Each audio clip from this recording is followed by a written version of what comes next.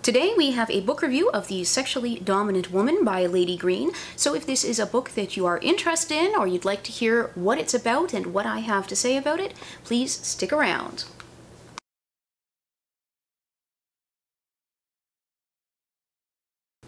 Hey guys, it's Morgan with BDSM Relationships and Education. Welcome to this video where we are going to do a book review. And if you haven't done so already, please don't forget to subscribe to my channel and turn on the notifications. That way you'll know every time I post a new video. And if you are interested in books about BDSM, don't forget to check out my book, A Guide to Classic Discipline. And you can find it by following the links below. It's available on Amazon in hard copy and ebook. So today we are going to talk about this book, which is called The Sexually Dominant Woman by Lady Green. And I'm just going to give you an idea of what it says on the back of the book so that you know what it's about. It says, "For the woman who wants to take charge and the man who wants her to.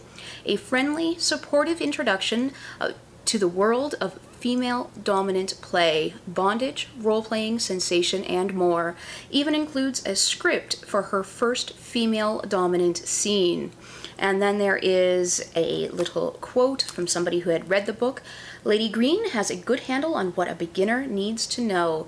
She encourages flexibility and openness as well. Important aspects of the enjoyment of it all. Recommended for novices." So if you're new to BDSM and you're new to the idea of being a dominant woman, this may be something that you want to check out.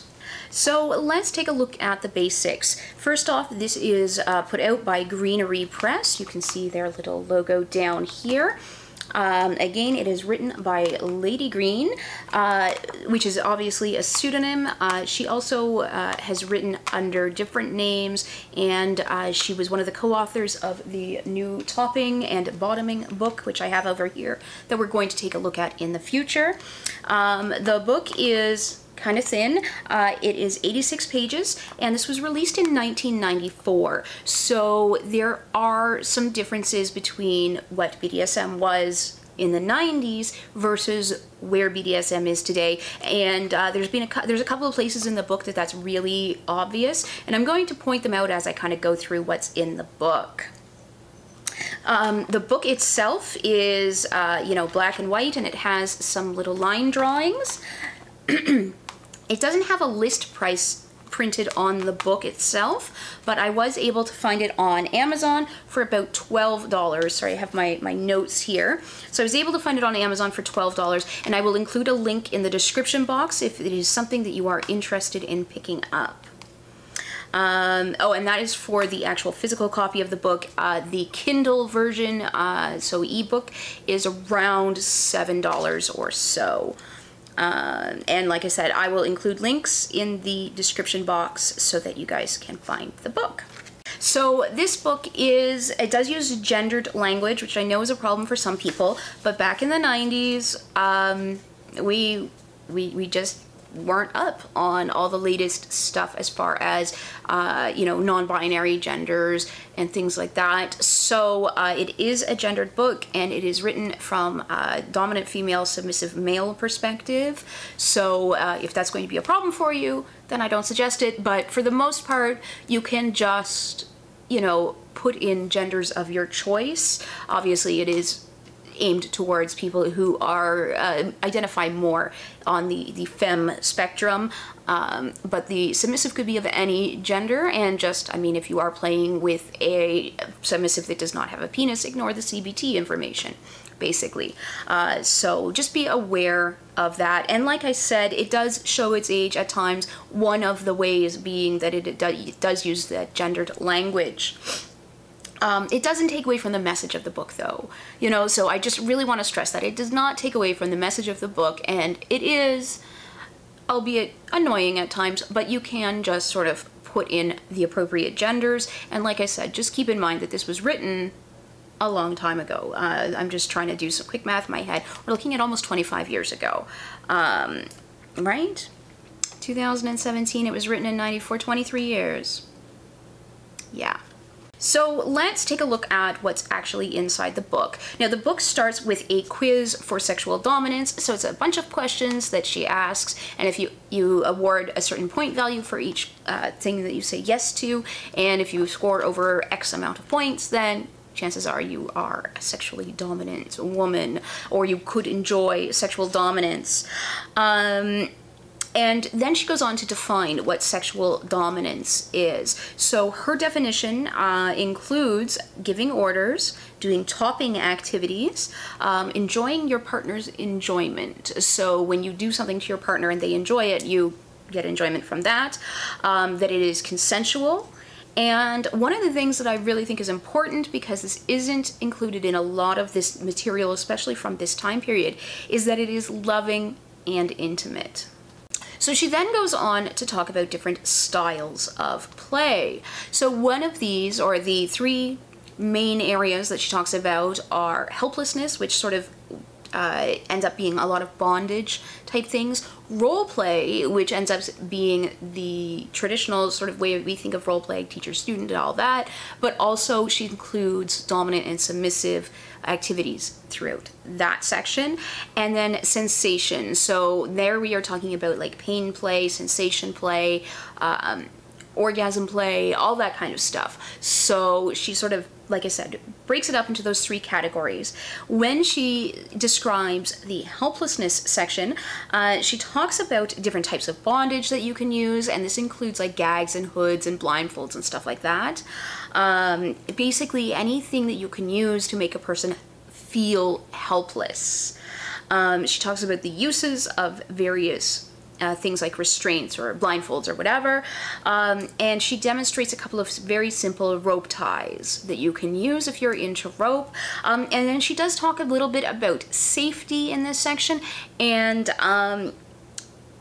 if you are used to BDSM in, 2017, then you're going to look at it and be like, what? That's it? Because it's a very, very brief section on safety. And that was appropriate for the time. We didn't always talk about and put such emphasis on safety that we do now. I think that the way we do it now is much better. But for the time, this was very typical. So don't, judge this book by today's standards when it was written quite a while ago. Like I said, I think that the main message is still there and still quite useful.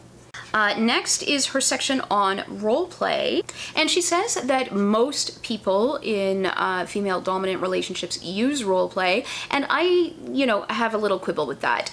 I don't think that most of us use role play on a regular basis. However, she does include the idea of dominant and submission, like dominance and submission, as role play. Now, for most of us, we're looking at it going, no, that's just who I am. I'm not putting on an act, to do that. But that's sort of the take that she was approaching it from.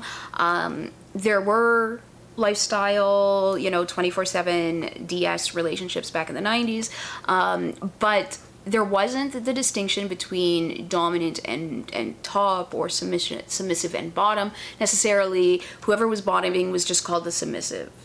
So like it was a different approach back then. Our language has since become more refined regarding that. So one of the first role plays that she talks about is the mistress and slave relationship and role play, where it involves giving orders and stuff like that. Now, my quibble with this is that it really felt like it centered on the slave more than the mistress, although she did say that, the mistress has to enjoy it, but it was sort of like, you do this for him because he enjoys it, and you enjoy it too, right? Because he likes it. So that kind of got under my skin, as it always does. That's always my big complaint about a lot of these books written towards female dominance, is that it does seem to really focus on the submissive's pleasure.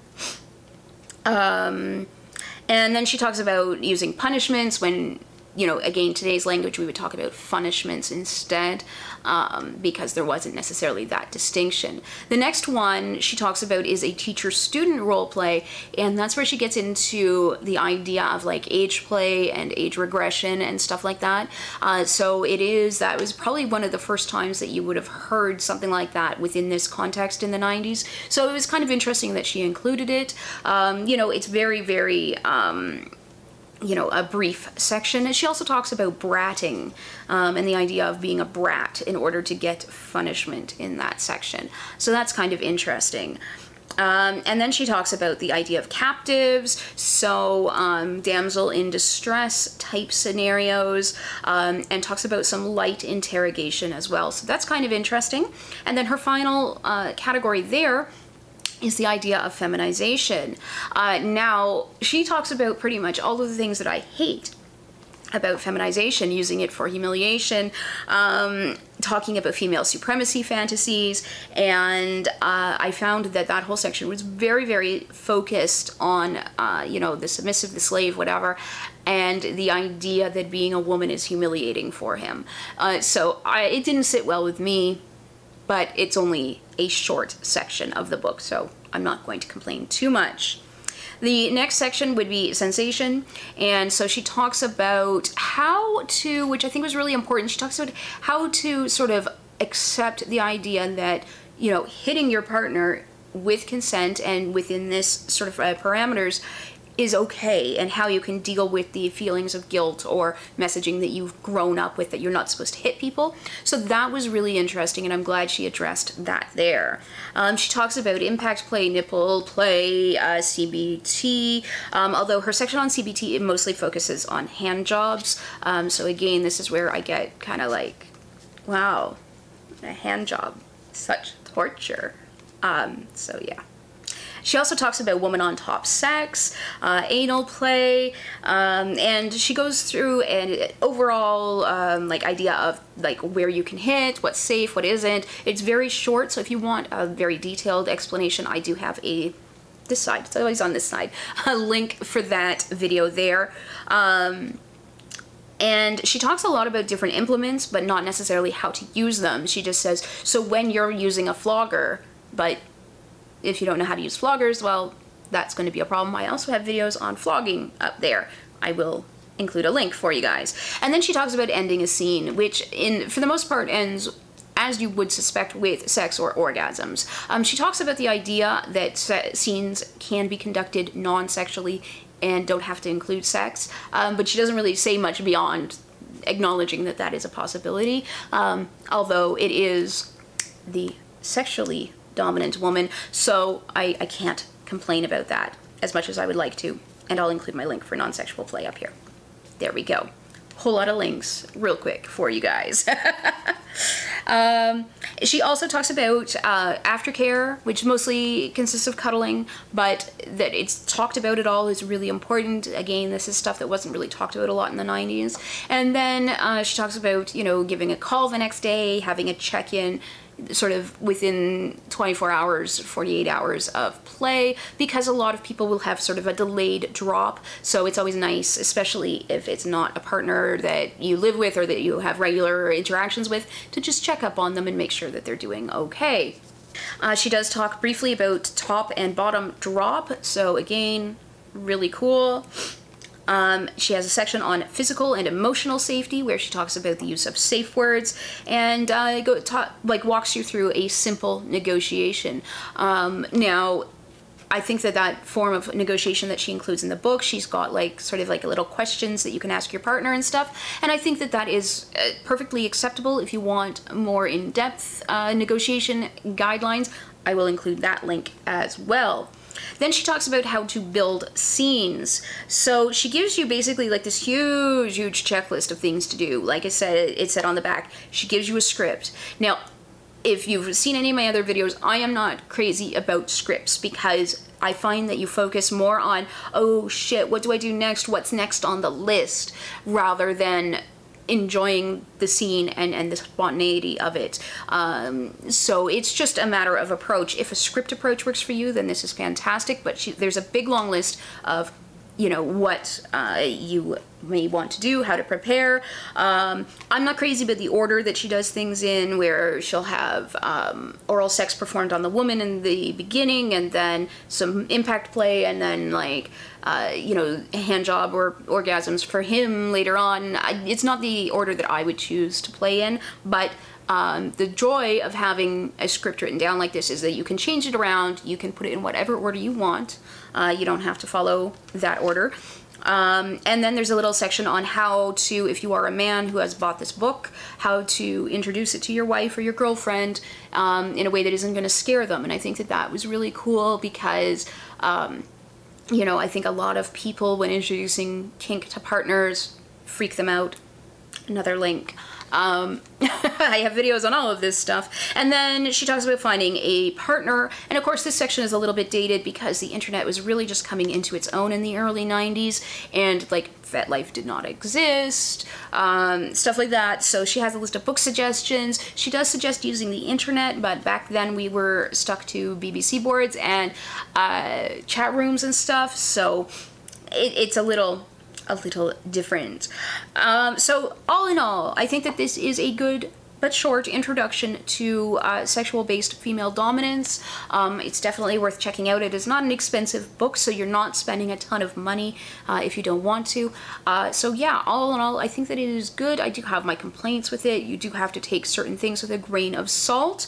There is not a whole lot about DS, about dominant and submissive relationships. It is mostly focused on scenes and play and stuff like that. So if that is what you are looking for, then I think that this is a great book for you. And like I said, we are going to talk about the new topping book and the new bottoming book in a couple of months. I liked those much more, but again, this isn't a bad book. It's just an okay book. So we'll talk more about different femdom books and general BDSM books and everything else in the future, so don't worry about that. Anyways, guys, thank you for checking out this video. If you want to buy this book or my book, I have the links in the description box. Check those out, and I will see you guys in the next video.